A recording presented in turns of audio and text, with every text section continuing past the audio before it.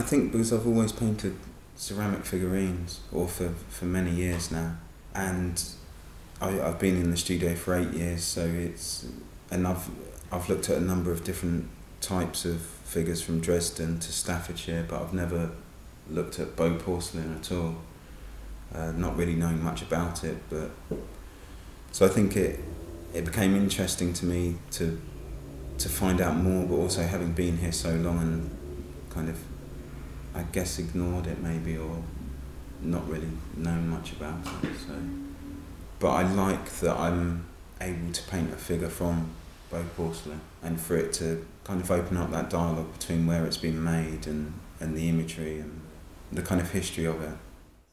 It started, I guess, looking through different objects, different figures from Bow porcelain, and I guess picking one that just interested me aesthetically, getting a photo of that and cropping it, so kind of zooming in on the portrait. And that's kind of the initial, the starting point, and then it's a case of kind of tracing different elements of the image, so different shapes, and then that gets transferred onto the canvas, and then that's when the painting starts. So I think it's kind of starting to take sections out, kind of starting to understand it, like the little bits that are made up or that make up the image. So just this kind of tracing of it, really. But then goes on to this, it's kind of breaking the image down into different sections, different kind of colours, and then that goes on to a kind of acetate, like the drawing.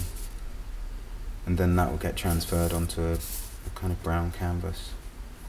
So the surface is brown, and then a darker brown will be painted up. This kind of topography of the image.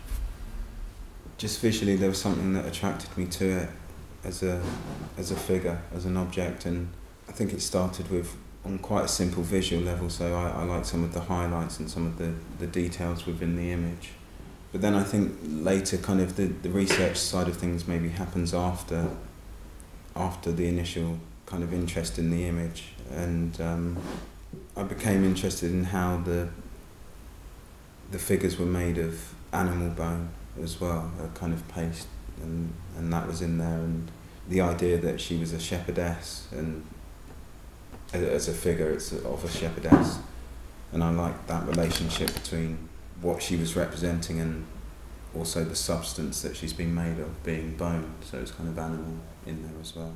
And also bows, the bow around the neck had kind of, it's something that had appeared in a number of my paintings on a subconscious level, I think, but it also had a kind of a pun with being Bow porcelain as well, so I kind of like that play between image and language that starts to happen. So the painting's called Abattoir, and again that relates to the animals being slaughtered to go to Smithfield meat market, and then that's where the bones were discovered, or that's where the bones were used, so it's a kind of leftover, so the idea that there's some kind of butchery involved or violence involved in the figure. And again with the red bow, something that's kind of, it's around the neck, so there's a kind of, for me, a suggestion towards violence, but also it could be the idea of blood that's coming around the neck as if she's had her throat cut or something. So, but again, that's not overly stated. It's a depiction of what it is, and it's there if people pick up on it or not. But the title in some way would possibly start to hint towards something, some kind of brutality involved within the image that they're looking at. I guess there's a number of things. There's the fact they're kind of like paintings. They are painted, so they're painted objects, and they're static like paintings. So I think that's my initial attraction. I'm a painter. I look at art history. I reference art history in my work. So there's that element. The way the light hits them, certain highlights, is a kind of a very visual attraction for me. Also, I see a lot of them as being about death, these inanimate objects, and sometimes there's an idea that they can be brought to life through painting them in a way. But I'm also interested in, through painting them the way I do, which is a kind of very, very detailed and a lot of kind of, I suppose, scrutiny of the object.